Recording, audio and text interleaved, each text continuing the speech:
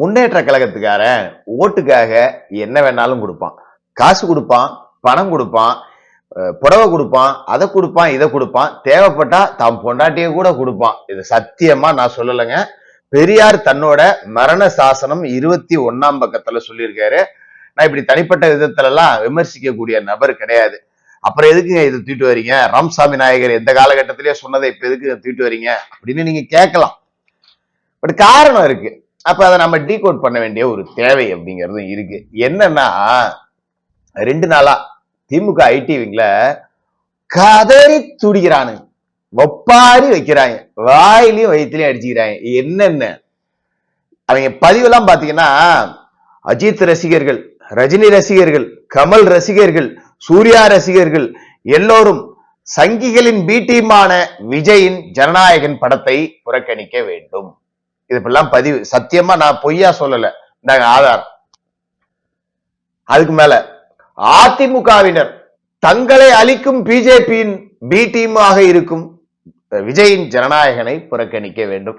சரிடா, வேற என்னடா பார்க்கணும்? அதை சொல்ல மாட்டாங்க. கேளுங்களேன். சின்னவர் இயக்கத்தில், சின்னவர் தயாரிப்பில் டான் பிக்சர்ஸ் தயாரிக்கக்கூடிய பராசக்தியை பாருங்க. சொல்லாம சொல்றாங்க, வேற ஒண்ணும் கிடையாது. இதுக்கு பாருங்க, சினிமா டிக்கெட்ல கூட உதயநிதி குடும்பம் தான் சம்பாதிக்கணும், மத்தவன் சம்பாதிக்க கூடாது. அதுதான் இந்த கேவலங்கள். அதனாலதான் இதை நான் இப்ப சப்ஜெக்டாவே எடுத்தேன். ஜனநாயகன் விசஸ் பராசக்தி.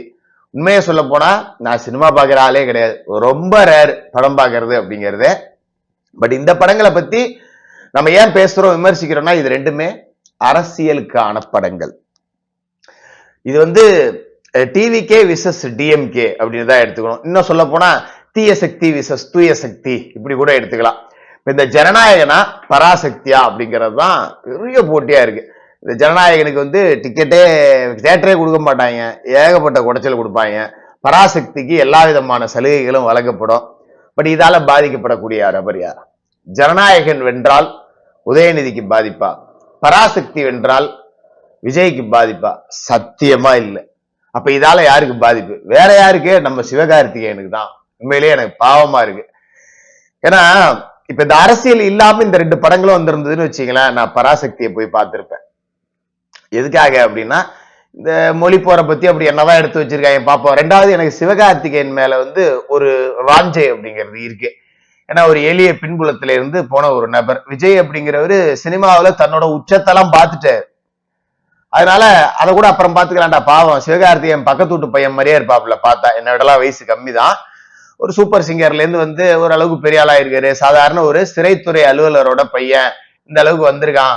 அப்ப நம்ம போய் என்னதான் இருக்கு அப்படின்னு பார்த்துட்டு வருவோம் அப்படிங்கிற ஒரு எண்ணம் இருந்திருக்கும். ஆனா இந்த திமுக கூட்டத்துக்கிட்ட இவர் எப்ப சிக்கினாரோ அவ்வளவுதான். இனிமே பராசக்தியை நான் போய் பார்ப்பேன், முழுக்க முழுக்க தூக்கி போட்டு மிதிக்கிறதுக்குன்னே தான் பார்ப்பேன். ஃபர்ஸ்ட் டே பார்த்துட்டு தொங்க விடுவேன். ஏன்னா இவனு அவ்வளவு பிரார்த்தனை தான் பண்ணிருக்கானே. ட்ரெய்லரை பார்த்தா என்ன அப்படி ட்ரெய்லர்ல நீங்க பாத்தீங்க? மொழிக்காக உயிர் நீத்த தமிழினமாச்சே. இப்படிதான் நம்மள மீசையை முருக விட்டுட்டு நாடி நரம்பெல்லாம் பொங்க விட்டுட்டு மொழிக்காக உயிர் நீத்த தமிழினம், மொழிக்காக உயிர் நீத்த தமிழினம் அப்படின்னு சொல்லிட்டு அண்ணாண்ட போய் திராவிடன்றோம். பிச்சைக்கார பயில கோவம் தான் வருது. அப்புறம் இப்படிதான் பேசணும். பாருங்க, பொங்கலுக்கு திராவிட பொங்கலாம். அது என்னடா திராவிட பொங்கல்? தமிழர் பொங்கல்லாம் நெய் ஊத்தி செய்வோம். திராவிட பொங்கல்னா சேகர் பாபு சொல்ற மாதிரி சொத்த திங்கிறியா இது ஊத்தி செய்வீங்களா? தமிழரோட கலாச்சாரத்தை அப்படி திருடி திங்கிறதுல உங்களுக்கு என்னடா பாப்பா அப்படி ஒரு இது ஏற்கனவே திராவிட மாடல்னு சொல்லிட்டு தமிழ் மக்கள்கிட்ட ஓட்ட வாங்கி அடிச்சு குமுகிறீங்க. 50 தலைமுறைக்கு குமிச்சாச்சு. இப்ப என்ன கலாச்சாரத்தையும் திருடுறீங்க? ஏற்கனவே சித்திரைய தை புத்தாண்டு அப்படின்ட்டீங்க.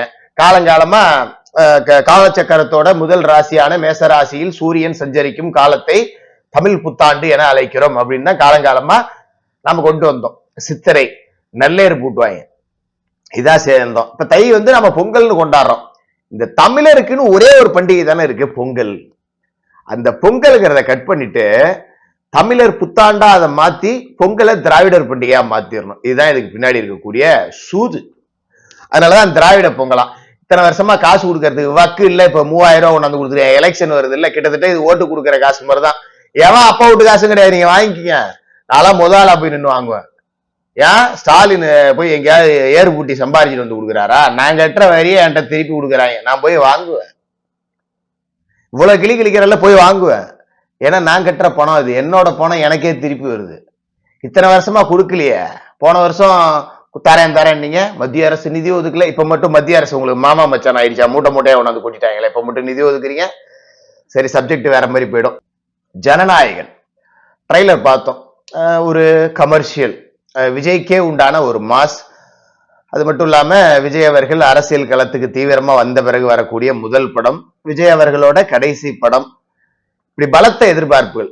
ஒரே வார்த்தையில சொல்லிடுறேன், ஜனநாயகன் விசஸ் பராசக்தி. பராசக்தி சூப்பரா இருக்கு, ஜனநாயகன் ஒண்ணுமே இல்லை அப்படின்னாலும் ஜனநாயகன் தான் ஹிட் ஆகும். ஏன்னா இது விஜய் அவர்களுக்கான ஒரு அரசியல் அவதார படம் அப்படிங்கறதால கூட்டத்தை ரொப்பி மொச்சிருவாங்க. சோறு தண்ணி இல்லாம 5 ஷோவும் பார்ப்பாங்க. என்ன பண்ணுவீங்க? பராசக்தி ஆள் கூட்டு வந்துருவீங்களா? அந்த மாதிரி சேகர் பாபு கிட்ட சொல்லி, எங்க அங்க இருக்கிறாங்க இப்பெல்லாம் தூய்மை பணியாளர் வேற காண்டுல இருக்காங்க, சினிமாவுக்குலாம் கூப்பிட்டா கழட்டிட்டு அடிச்சு விடுவாங்க. ஓ, வேலை போட்டு விட சொன்னா பராசக்தி நான் பத்திரகாளியா மாறிடுவேன் ஓடு அப்படின்னு படார்னு ஒண்ணு வச்சிருவாங்க. ஆளு கூட பிடிக்க முடியாது. மாசு கிட்ட சொல்லி கூட ஆள் பிடிக்க முடியாது. மெட்ராஸ் ஃபுல்லா கடுப்புல இருக்காங்க. ஆனா தன்னெழுச்சியா ஜனநாயகனுக்கு கிளம்பி போயிட்டே இருப்பாங்க. தளபதியை பார்க்க போறோம் வாங்க, தளபதியை பார்க்க போறோம் வா வா வா வா வா வா அப்படின்னு போயிட்டே இருப்பாங்க. அப்ப கட்டி ஏறும் கூட்டம். இதை ஜெயிக்கிறதுக்கு பராசக்தியால முடியுமானா உண்மையிலேயே படம் நல்லா இருந்தா கூட முடியாது. அதான் உண்மை. இப்ப இவங்களுக்கு என்ன பிரச்சனை அப்படின்னா, ஜனநாயகனை எப்படியாவது முடங்கிடணும், வெளியில வர விடாம என்னென்ன சிக்கல்லாம் கொடுக்க முடியுமோ கொடுப்பாங்க. ஜனநாயகன் ஒரு கமர்ஷியல் ஹிட், அதுல அரசியல் வசனங்கள்லாம் வெளுக்குது, சும்மா சொல்லக்கூடாது. அதை நம்மளே டீகோட் பண்ணி சொல்லிட்டு இருக்க வேண்டியதில்லை எல்லாத்தையும். ஏன்னா எல்லாருமே பார்த்திருப்பீங்க, என்னை விட அதிகமா உங்களுக்கு தெரியும். ஏன்னா விஜய் ரசிகர்களாவே நான் அதிகமா சினிமா பார்க்காதவன், நீங்களாம் சினிமா பார்க்கிறவர்களா இருந்தா என்னை விட உங்களுக்கு அதிகமா தெரியும். அதனால அதை நான் சொல்ல வேண்டியதில்லை. அரசியலுக்கு வந்து நல்லது செய்யறானா திருடுறதுக்காக வரீங்கன்னு சாட்டையால் அடிக்கிற மாதிரி எல்லாம் சீனு நல்லா இருந்துச்சு. பட் ஓகே, அப்ப இது இன்னும் தியேட்டர்ல வந்து ஒரு கூஸ் பம்ப் மொமெண்ட் அப்படிங்கறத கொடுக்கும். இந்த பக்கம் பராசக்தி, எங்க காதெல்லாம் பாவம் இல்ல, இந்திய எதிர்ப்புங்கிறது 40கள்ல இருந்தே நடக்குது. இப்ப இந்திய எதிர்ப்பு போராட்டத்தை படமா எடுக்கிறீங்க, நாங்க இல்லைன்னா இந்தி உள்ள வந்துடும். சரிடாப்பா, இந்திய யாரா திணிச்சா? உங்க பொன்னடிக்கு பின்னாடி நிக்கிறாரே மலவாளி செல்வ பெருந்தகை, அவர்களோட தலைவர் அன்னை சோனியா காந்தி, ராகுல் காந்தியை பிரதமராக்குவோம் அப்படிலாம் கதறீங்கல்ல, அந்த ராகுல் காந்தியோட பாட்டி தான் இந்தியை திணித்தது. யாருக்கு எதிராக நீங்க போராடினீங்க? படத்துல அரக்கி அப்படின்னு ஒரு வசனம் வருது. யார் அந்த அரக்கி? வேற யாரும் இல்லைங்க, உங்க பொன்னடிக்கு பின்னாடி நிக்கிறாரு ராகுல் காந்தி, அவரோட பாட்டி இந்திரா காந்தி. இத உண்மையிலே காங்கிரஸ்காரனுக்கு எதுக்குடா இந்த மானகட்ட பொழப்பு அப்படிங்கிற மாதிரிதான் இருக்கு. பராசக்தியை கொண்டாடிதான் ஆகணும், என்ன பண்றது? சொந்த கட்சி தலைவி இந்திரா காந்தியை கழுவி ஊத்துவாங்க படம் முழுக்க. காங்கிரஸ் தான் இந்த இந்தி திணிப்புக்கு காரணம் அப்படிங்கிறத கலட்டி கலட்டி அடிச்சு பேசியிருப்பாங்க படத்துல. என்ன பண்ணி தொலைகிறது? காங்கிரஸ் கொடியெல்லாம் வேற இருக்கு, அதுல ட்ரைலர்லயே பார்த்திருக்கலாம். மத்திய அரசு டெல்லி மட்டும்தான் தமிழ்நாடா? யாரு? இந்திரா காந்தி சொன்னிச்சு, இப்ப கொண்டாந்து டெல்லி மட்டும்தான் தமிழ்நாடான்னு மோடி மேல தெரிய பாக்குறாங்களாம். பட் இந்த இதோட ஒரிஜினல் டெல்லி மட்டும்தான் தமிழ்நாடுன்னு நினைச்சவர் யாரு? இந்திரா காந்தி. காங்கிரஸ்காரன் திருடனுக்கு தேல் கொட்டின மாதிரி மெல்லவும் முடியாம முழுங்கவும் முடியாம பராசக்தி ஃபயர் விடுறதா, இந்திரா காந்தியை நினைச்சு வருத்தப்படுறதா, இல்ல எங்க கட்சியை நினைச்சே வருத்தப்படுறதா? இந்த செல்வ பெருந்தையை வேற 10 சீட்டு கொடுத்தா போதுன்னு கட்சியை வித்துருவாரு போல இருக்கே அப்படிங்கிற மாதிரிதான் இருக்கு.